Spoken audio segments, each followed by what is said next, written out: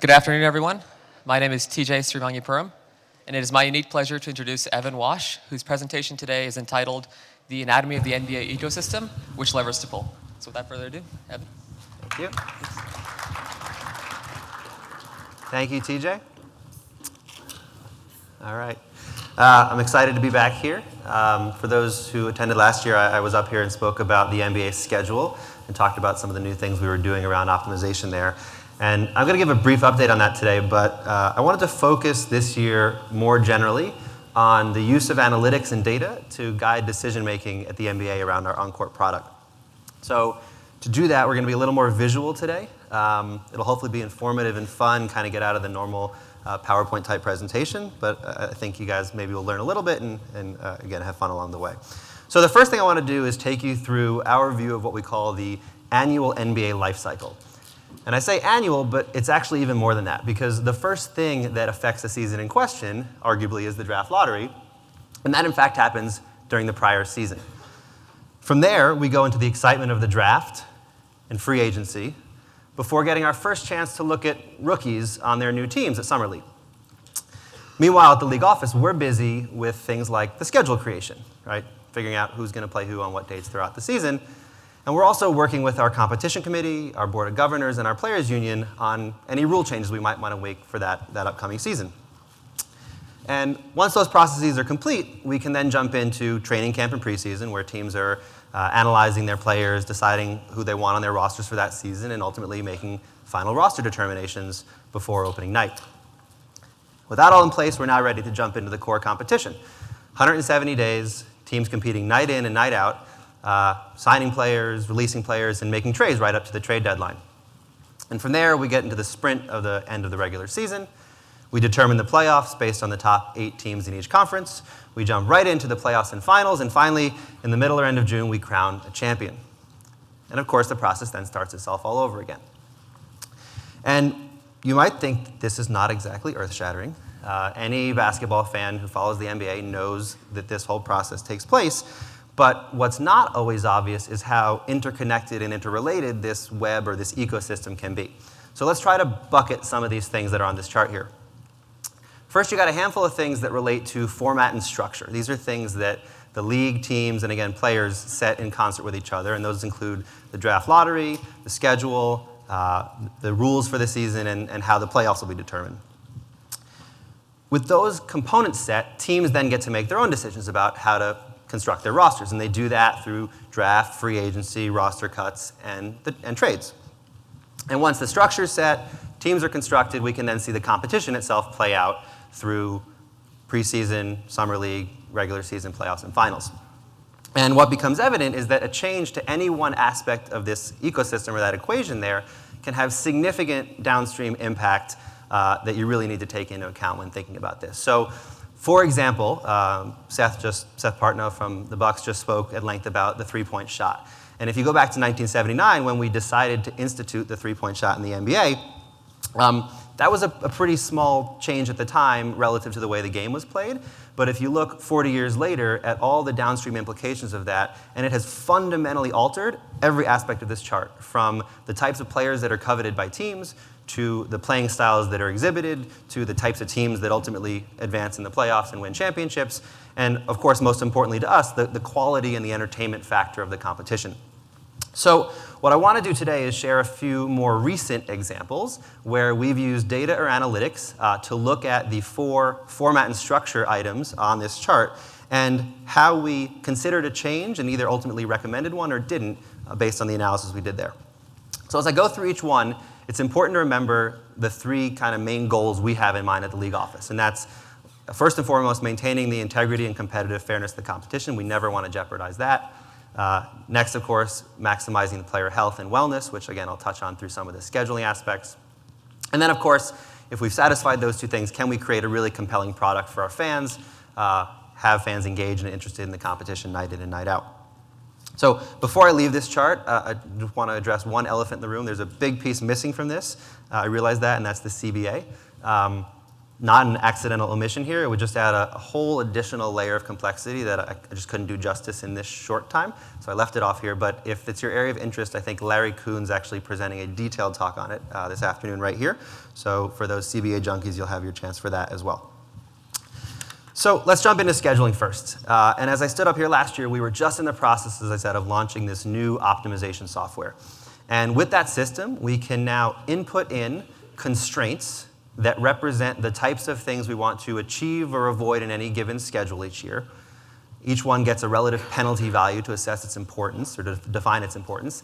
And we feed those into the system, which then goes off through this nearly infinite search space, looks for schedules that roughly meet the constraints we put in, and it spits back out schedules to us that most closely match them. And most importantly, it does it in a way that's easy to visualize for us, because it turns out it's not easy to look at 1,230 games on one screen.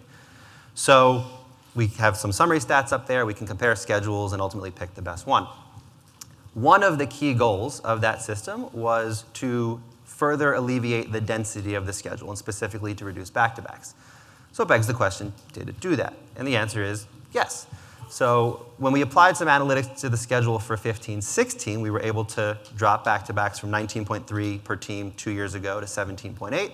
And simply by applying some of these optimization techniques, we had an additional drop of 1.5 back-to-backs down to 16.3. So we're down 3 per team over the 2-year period. And this led to the question, well, what's next? And this gets to the question of levers. So we had now exhausted our optimization capabilities. We've mostly exhausted our arena availability. And so what else is left to try to reduce the back-to-backs and solve some of these player rest issues? And the answer we came to, in conjunction with our teams and our players, is the length of the regular season itself. And for those who caught part of Mark Tatum's panel on International this morning, we worked with those constituencies, and we actually now, in the new CBA, have extended the length of our season. So we've added what was previously a week in the regular preseason is now part of the regular season. So the regular season now extends 177 days. So what does that mean? Let's imagine we have a team playing an opening week schedule, 4 games in 5 nights. Put aside the fact that we would never, in fact, schedule a team's first 4 games in 5 nights from a fairness perspective, but let's, for argument's sake, say we did. We can now simply take 2 of those games, pop them out of that week, drop them in a new week. We've reduced to 4 and 5 as well as 2 back-to-backs. Not exactly rocket science, right?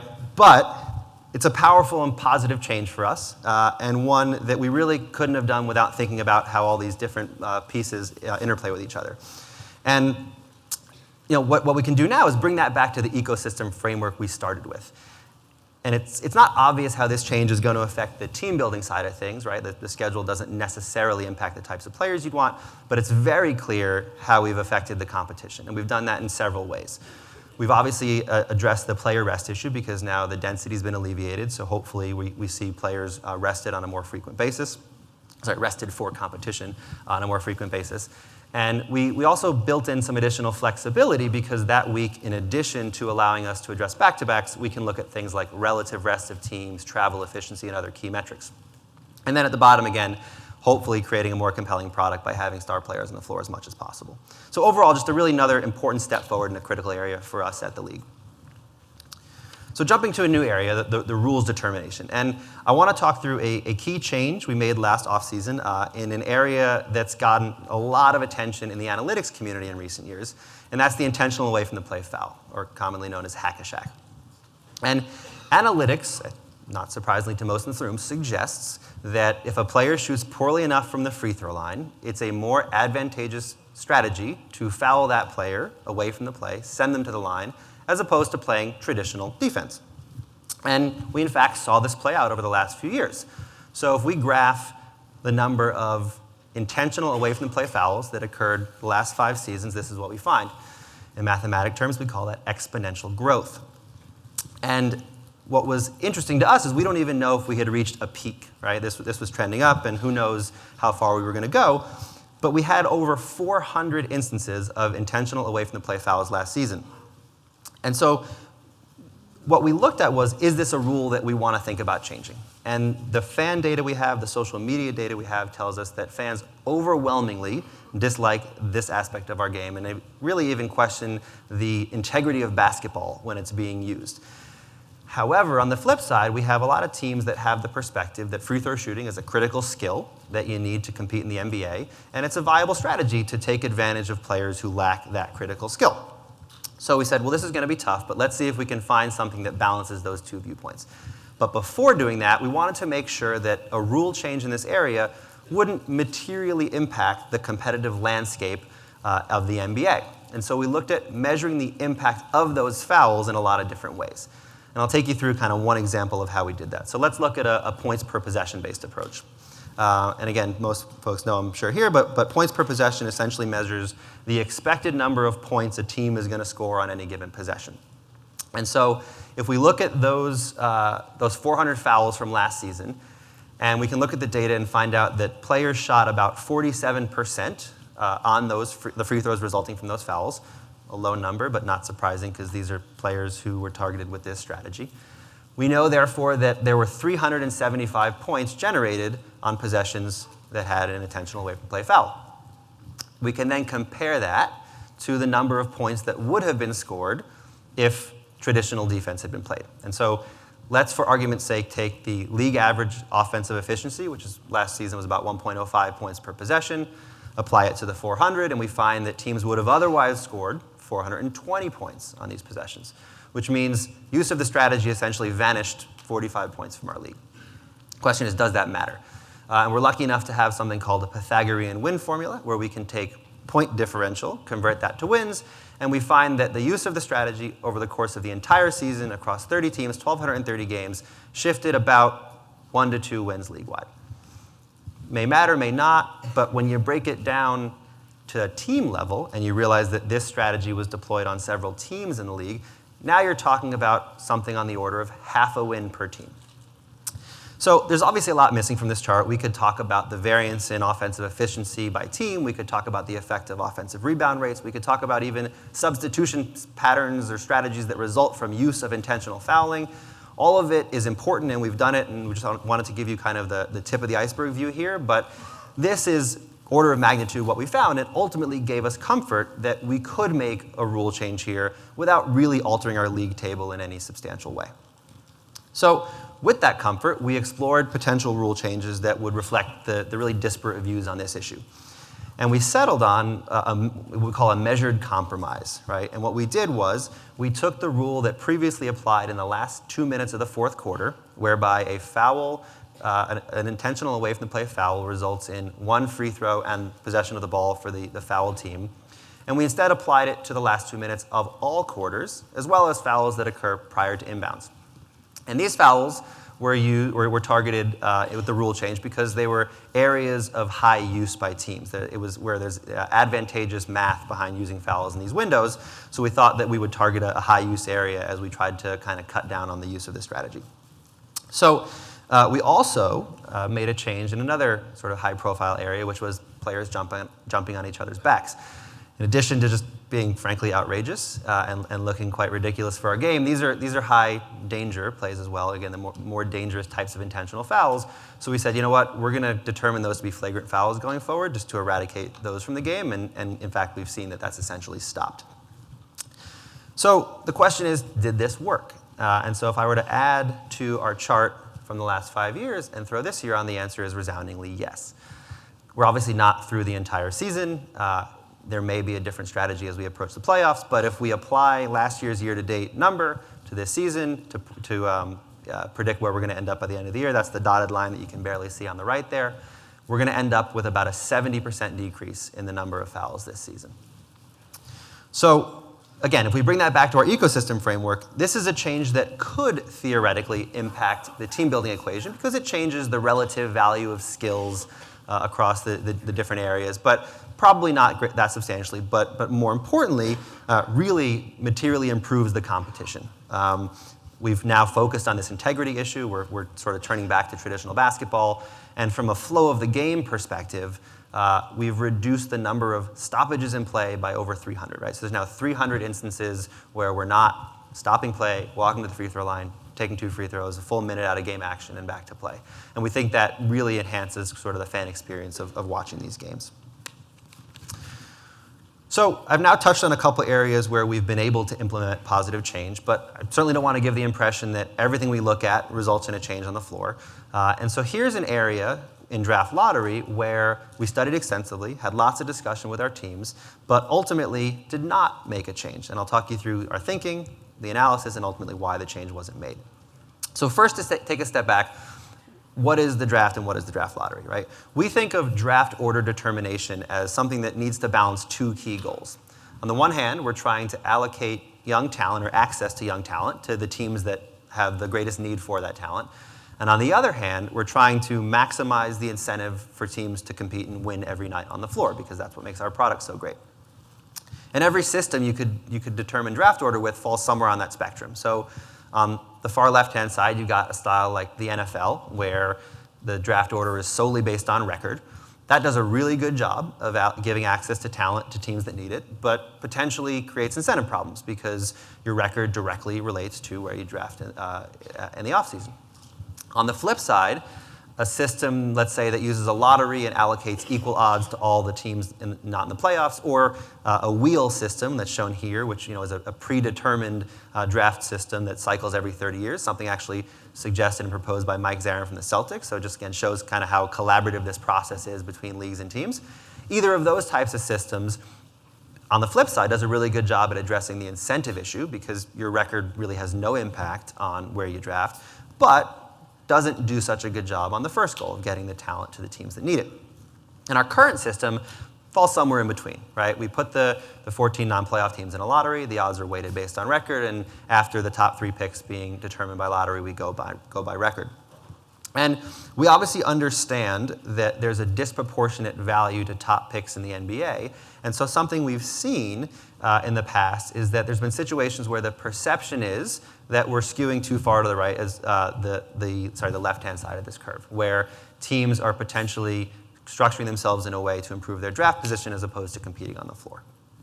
And so we wanted to look at whether the distribution of odds in our current draft lottery properly reflect the relative performance of teams. So the blue line here shows the average record of teams sorted worst to best among the non-playoff teams. So the axis is actually the number of losses, not a traditional way to show team performance, but let's go with it here. And the red shows the lottery odds that those teams get. And what's immediately apparent when you look at this is that the odds drop off much more quickly than the relative team performance would suggest they should. For example, the second worst team in the league wins on average 20 games a season and is allocated 20% odds, whereas the sixth worst team wins 29 games and is allocated only 6% odds. So here you've got a team that by virtue of only 9 fewer wins is getting 3 times the lottery odds of the other team. And as we analyzed dozens of potential alternatives for what we could do here, we looked at bidding systems, the wheel, the straight lotteries, whatever the case may be. We ultimately settled on something that would try to address primarily the left-hand side of this curve. And so we proposed to our board of governors something that looks like this. Most notably, it includes equal odds for the teams with the 4 worst records, and then essentially following the distribution curve after that. The mindset here was that while we understand that there's always going to be teams that struggle, there's always going to be teams that need to get these top picks, we didn't want to drive an incentive to be truly bottom of the league table, right? That once you're kind of in this group of teams that need help, the difference between being worst and 4th worst maybe isn't that different, and so we shouldn't treat those teams too differently.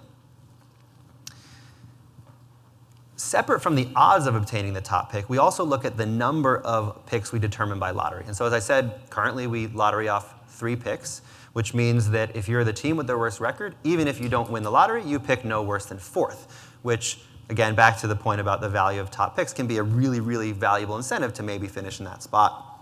And so as part of our goal to decrease the certainty around draft order, we proposed increasing the number of lottery picks from 3 to 6. Another thing this would do is it would significantly increase the excitement of our draft lottery show, because now we'd get to pull out 6 envelopes instead of 3. Always looking for great, compelling content there. But as I said, not everything we look at gets really strong support from all stakeholders. And this was a proposal that was ultimately not approved by our team ownership. And what's interesting about this conversation is the primary reason was because of the ecosystem. And so if I come back to the ecosystem chart here, the biggest question on team owners' minds was, how would this affect the team building equation? And specifically, we found ourselves in a place where teams were noting the upcoming salary cap spike that was going to result from the new national television revenue. And so we said, you know what? With so much uncertainty about how free agency, trades, and salary cap are going to play out, it might not be wise to make such a substantial change to another part of that team building equation. And so when we took this to vote, ultimately, the contingent of owners were sort of weighed by that view, and so the vote fell just short of approval. But still something we study a lot, and obviously begs the question whether we'll come back to that now that we've seen the salary cap spike happen. And I would just say it's something we'll evaluate in the context of whether perceptions around tanking have changed in the last couple of years, and potentially whether different teams are deploying different strategies today. But always something top of mind for us is how do you balance that key draft lottery equation. So the last topic I want to touch on is conference alignment and playoff structure. And this is another area we've studied extensively, and actually one where we at the league office and most of our teams actually think the status quo or the current approach is the best, all things considered. So the alternative that most frequently gets discussed is one where we eradicate conferences entirely and simply seed playoffs 1 to 16. And there's lots of factors to talk about when thinking about that model, and I'll touch on a couple. But first off, I wanted to address the conference alignment question, because I think there's a common misunderstanding among a lot of fans that whether we have the right geographic alignment of our teams. We've obviously had a lot of relocations over the years, but easiest way to look at this is let's look at a map. And I think some would be surprised to find out that, in fact, if you drew a line right down the middle of the country, all the teams east of that line are in the east, and all the teams west of that line are in the west. Said differently, Milwaukee is in fact east of Memphis. And what this tells us is there's no obvious change we should be making to our conference alignment that would improve the geographical considerations. You could obviously argue we could bucket our divisions a little differently, but unfortunately Minnesota is where it is and Portland is where it is, so there's not much we can do to kind of help their geographic alignment in the West. But it doesn't obviously answer the question whether we should have conferences at all. So to analyze the virtue of that, we really try to balance two things here as well. One is the fairness aspect of having the top teams in the playoffs, and the other is the travel considerations and player rest that would result from any potential change. So on the fairness issue, what we did was we looked back over the last 20 years, and this chart shows teams ranked 1 to 30th, first to 30th in the league based on record, and the blue teams are the ones that made the playoffs, and the red teams are the ones that did not. And again, maybe a surprising fact, but we have an average of one team per year that finishes in the top 16 but doesn't make the playoffs by virtue of finishing 9th or worst in their own conference. And I think there's this perception that this is a number that's much higher, right? That every year we're leaving out tons of qualified teams, and the conference imbalance is cyclical and drives all these sort of unfairness in the playoffs. But again, it's really that one team per year. And putting aside that these are middle-of-the-pack teams by definition that tend to struggle in the playoffs, one could argue that, hey, it would be fair to put these 16 teams in the playoffs every year. They finish with top 16 records, let them in.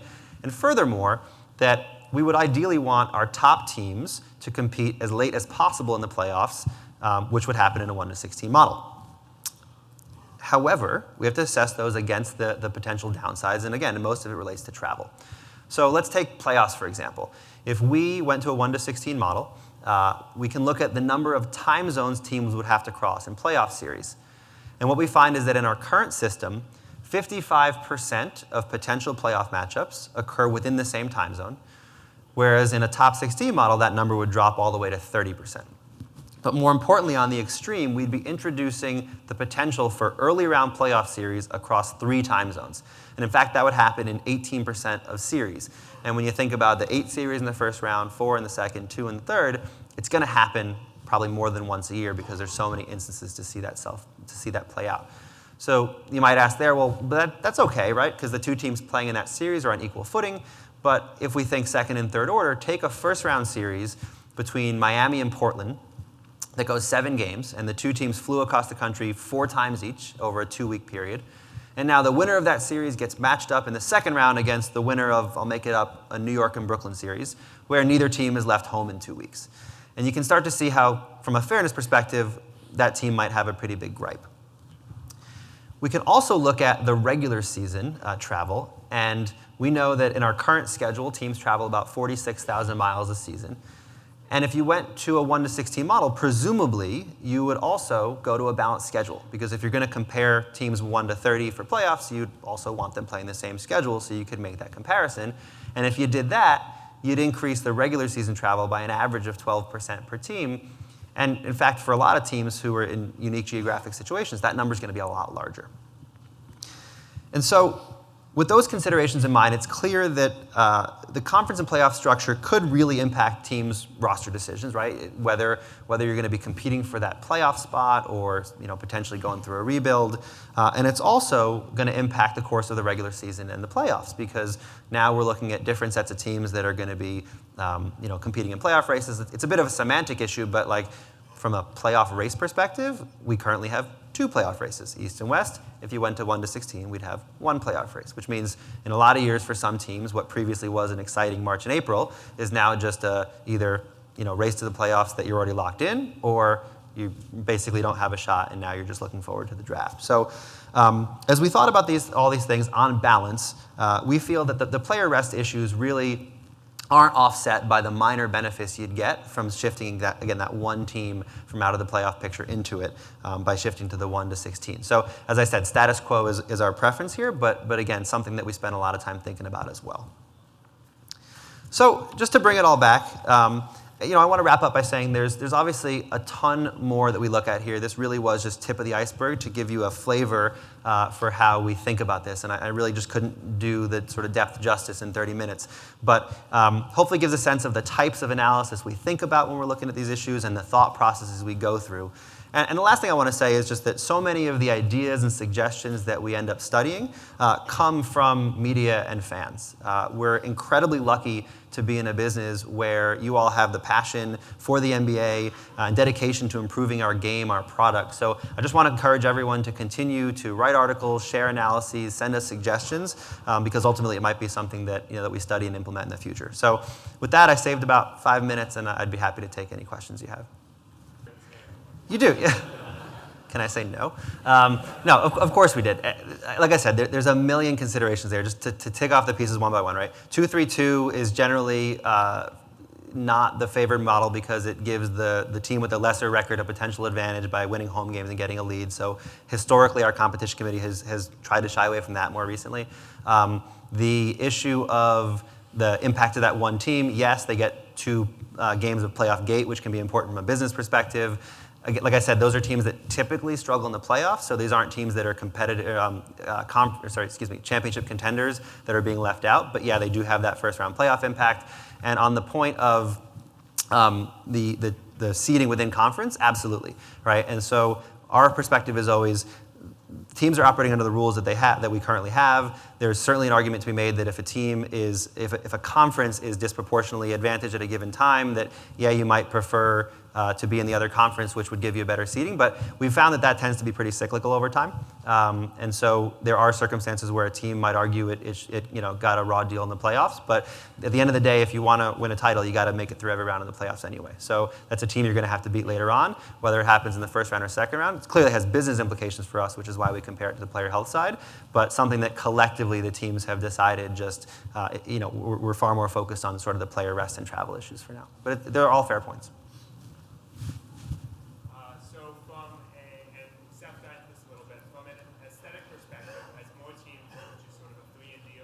Yeah. A free-in layup approach. Yeah. How do you guys think about that from a fan perspective in terms of there being sort of variance between the teams, and from a fan enjoyer perspective as it becomes more and more threes? And how do you measure whether or not that's something that fans are happy with on the whole, or where you're maybe losing some category? Yeah, great. So the question was about the three-point trends and how that affects kind of the perception and visual quality of the game and how we look at that. So. We have tons of fan data, first of all, so we're constantly doing fan studies. We have a fan panel, and we do sort of third-party studies as well to gauge how fans are viewing different aspects of our game. We plug it into all these types of things. On the three-point, I would say that's a spectrum too, right? I think we would all agree that if all 90 shots in a game per team were three-pointers, that's probably not a product we want to watch. Whereas where we are now with our 25, 26 threes a game, it's a pretty enjoyable product. Somewhere between 25 and 90, that equation would flip. And I think we will just have to monitor that as we go forward and think about how different teams' playing styles affect the quality of the game. But for now, I think we're pretty satisfied with where it is. And if it changed substantially, we'd probably revisit it. I think we have time for one more.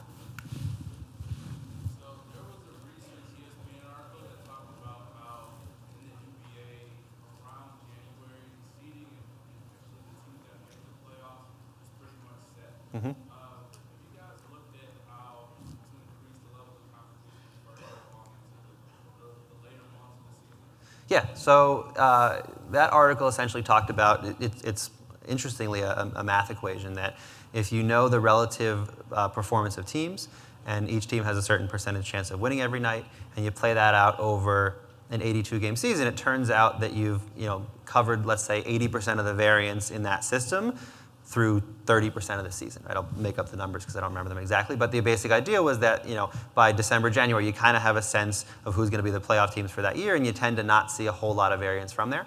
I would just say to that doesn't mean there's zero variance, right? So we still obviously have teams that shift in and out of the playoff picture after that point. This year we had Miami, who was far from the playoff picture, went on an improbable 10-game run in January, and all of a sudden is right back in the race for the 8th seed. So in individual markets, it can make a ton of difference. We're always looking for ways to increase the sort of quality of the competition. I think for most teams, seeding is also important, right? So unless you've locked in that number 1 seed, you're always going to be competing to get up that playoff ladder because it gives you an advantage in the playoffs to have home court. But as I said, I mean, if there's fundamental changes that we could make that would make teams want to be more competitive in the second half once they've locked in certain seedings, we would certainly look at that. I think that's it, but thank you guys for the time. Appreciate it.